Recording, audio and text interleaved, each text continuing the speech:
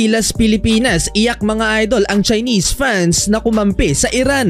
Best game of the tournament mga idol.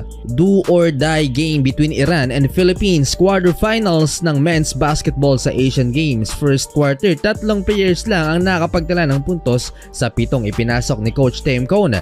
Nagbuhat malala si Justin Brownlee hitting 4 3-pointers sa opening frame. Total of 16 points para kay Noy PJB. Walang pahinga mga idol. Solid din ang opening quarter ni Scottie Thompson with 8 points, 4 rebounds at perfect shooting 3 of 3. Fadeaway corner 3-pointer at nang postehan ni Thompson sa low post si Masha Yeki ang point guard ng kalaban. Junmar Fajardo may 4 points din with 4 rebounds. Masyadong malaki at mas malapad ang nakatapat ni Abay sa paint ang pumalit sa nagretiro ng si Hamed Haddadi si Mai Sam. Napinitik pa si Oftana sa labanan para sa rebound. Gilas up by 6, 28-22 end of first quarter. Pabor 6, 19 points for Justin Brownlee. Pati bata na Chinese mga idol tuwang-tuwa tuwing makakascore ang team ng Iran.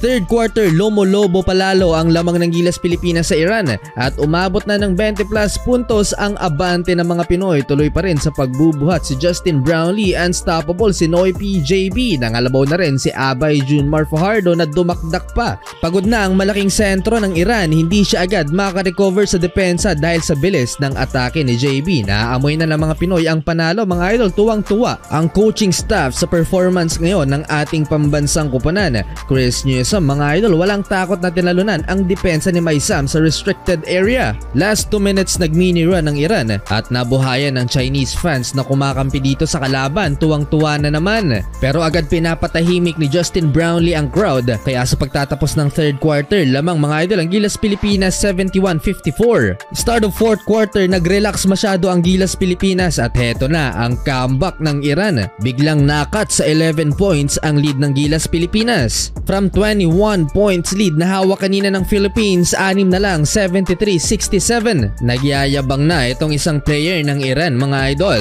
Halfway, naging 3 na lang lamang ng Gilas Pilipinas 75-72 pero nakapag-tres naman si Calvin Oftana. Inula ng turnovers ang Gilas Pilipinas at na-choke nga mga idol ang ating mga kababayan.